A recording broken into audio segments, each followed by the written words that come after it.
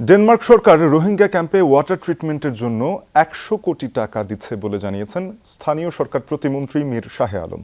বাংলাদেশের নবায়নযোগ্য জ্বালানি ও বর্জ্য ব্যবস্থাপনা খাতে বিনিয়োগে দেশটি আগ্রহ প্রকাশ করেছে বলে জানিয়েছেন তিনি।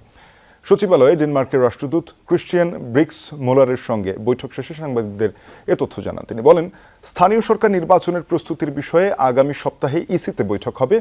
আগামী বছর জুলাইয়ের মধ্যেই অন্তত ৫টি স্থানীয় সরকার নির্বাচন করার প্রস্তুতির কথা জানান প্রতিমন্ত্রী। তিনি বলেন, মেঘনা নদী থেকে পানি আনার জন্য ১৬,০০০ কোটি টাকা ব্যয়ে সায়দাবাদ প্রকল্প নেওয়া হয়েছে।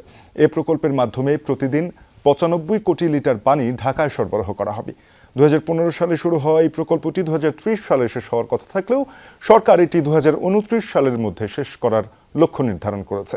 এরই মধ্যে প্রকল্পের ১১ থেকে ১২,০০০ কোটি টাকার কাজ শেষ হয়েছে। ডেনমার্কের রাষ্ট্রদূত আমাদেরকে সহযোগিতা করবেন সরকার, সেটি হচ্ছে টোটাল ১৬,০০০ কোটি টাকার একটা প্রজেক্ট, সায়দাবাদ প্রজেক্ট। এটা মেঘনা থেকে আমরা পানি ট্রিটমেন্ট প্ল্যান্ট করে সরাসরি ঢাকা ওয়াসার মাধ্যমে ঢাকা শহরে নিয়ে আসবো। ৯৫ কোটি লিটার পানি আসবে এটাতে। এই ১৬,০০০ কোটি টাকার মধ্যে ইতিমধ্যেই আমাদের প্রায় ১১-১২ হাজার কোটি টাকার কাজ শেষ হয়েছে।